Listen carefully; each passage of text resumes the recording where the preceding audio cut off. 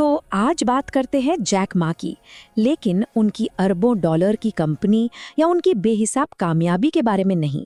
आज हम उस सोच को समझने की कोशिश करेंगे जिसने उस कामयाबी को जन्म दिया। एक ऐसा माइंडसेट जो असल में हार और रिजेक्शन से बना है। जरा सोचिए, दुनिया के सबसे कामयाब लोगों में से एक जब आईने में देखता है तो उसे क्या दिखता है? रिजेक्शन या अस्वीकृति। ये बात अपने आप में रुक कर सोचने पर मजबूर करती है। तो चलिए जरा गहराई से समझते हैं कि इसका मतलब क्या है। देखिए, जैक मा की कहानी ना वो सक्सेस से शुरू नहीं होती, वो शुरू होती है फेलियर से, एक के बाद एक फेलियर से। उनकी असली पहचान इस बात में नहीं है कि उन्होंने क्या बनाया, बल्कि इस बात में है कि उन्हें कितनी बार ना सुनना पड़ा। करियर की शुरुआत में एक दो बार नहीं, पूरे 30 बार उन्हें नौकरियों से रिजेक्ट किया गया। ये कोई इत्तेफाक नहीं था, ये एक पैटर्न बन गया था, उनकी जिंदगी का सच। और ये किस्सा तो उनकी रिजेक्शन की कहानी को और भी मजबूत करता है। जब KFC पहली बार चीन में आया तो 24 लोगों ने नौकरी के लिए अप्लाई किया। पता है क्या हुआ? 23 लोग चुन लिए गए और वो एक अकेला इंसान जिसे रिजेक्ट कर दिया गया, वो थे जैक मा। सोचिए जरा। और बात सिर्फ नौकरियों की नहीं थी, पढ़ाई लिखाई में भी यही हाल था। हार्वर्ड यूनिवर्सिटी में 10 बार उन्होंने अप्लाई किया और हर बार उन्हें रिजेक्ट कर दिया गया।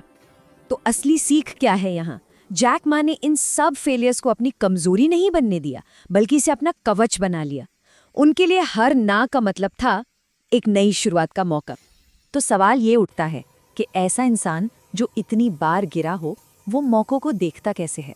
चलिए अब देखते हैं कि ये सोच उनके बिजनेस के तरीके को कैसे बदलती है, क्योंकि जैक मा दुनिया को बिल्कुल अलग नज़र से देखते हैं। देखिए, हर कोई जो कुछ बड़ा करना चाहता है ना, वो यही सवाल पूछता है, मौका कहाँ है, अपॉर्चुनिटी कहाँ है? और हम सब इसका जवाब बड़ी बड़ी इंडस्ट्रीज या नए नए ट्रेंड्स में ढूंढते हैं। लेकिन जैक मा का जवाब बहुत ही सिंपल और पावरफुल है। उनके लिए जवाब बहुत सीधा है।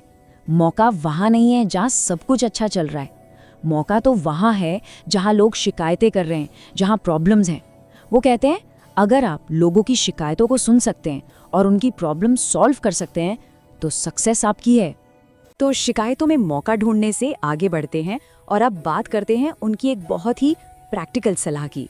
उन्होंने ना करियर के लिए एक पूरा रोड मैप दिया है, जिसे वो कहते हैं 20-60 रूल। 20 से 30 की उम्र में अच्छी कंपनी मत ढूंढो, एक अच्छा बॉस ढूंढो, कोई ऐसा जो आपको सिखाए। 30 से 40 अब टाइम है रिस्क लेने का, वो करो जो दिल से करना चाहते हो। 40 से 50 की उम्र में अब अपनी ताकत पर फोकस करो, उन चीज़ों पर जिनमें आप बेस्ट हो। और 50 के बाद अपना तजुर्बा, अपना वक्त यंग लोगों में इन्वेस्ट करो, क्योंकि फ्यूचर वही है।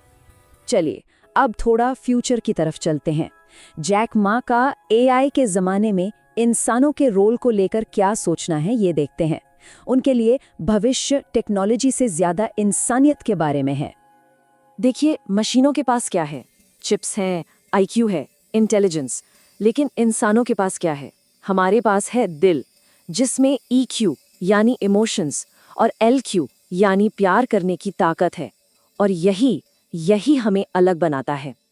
तो जाहिर है, भविष्य में कामयाब होने के लिए हमें उन स्किल्स पर काम करना होगा जो मशीनें नहीं कर सकती, जैसे क्रिएटिविटी, टीम में काम करना, दूसरों का दर्द समझना, उनकी देखभाल करना, एक दूसरे की मदद करना। मतलब असली एजुकेशन का मकसद सिर्फ दिमाग भरना नहीं, बल्कि दिल को बड़ा करना होना चाहिए। और अब आते हैं जैक मा के माइंडसेट के सबसे ज़रूरी हिस्से पर, और वो है कभी हार ना मानने की ताकत, दृढ़ता। यही वो एक आइडिया है जो उनकी पूरी कहानी को एक साथ जोड़ता है। उनकी सबसे मशहूर बात, आज का दिन मुश्किल है, कल का दिन और भी मुश्किल होगा, लेकिन परसों सुबह धूप खिलेगी। ये सिर्फ कोई अच्छी सी लाइन नहीं है, ये उनकी पूरी जिंदगी का सच है। लेकिन इस बात में ना एक बहुत गहरा दुख भी छिपा है। वो ये कि ज़्यादातर लोग कल शाम को ही हिम्मत हार जाते हैं। वो परसों की सुबह का इंतज़ार ही नहीं करते। वो कामयाबी से बस एक रात दूर होते हैं और सब छोड़ देते हैं। तो ये पूरी बातचीत हमें एक सवाल पर लाकर छोड़ देती है। जब जिंदगी मुश्किल हो, जब आने वाला कल और भी डरावना लगे, तो क्या हमें वो परसों की सुबह तक टिके रहने की हिम्मत है? क्योंकि सूरज तो निकलेगा, सवाल बस इतना है कि क्या हम उसे देखने के लिए वहां होंगे?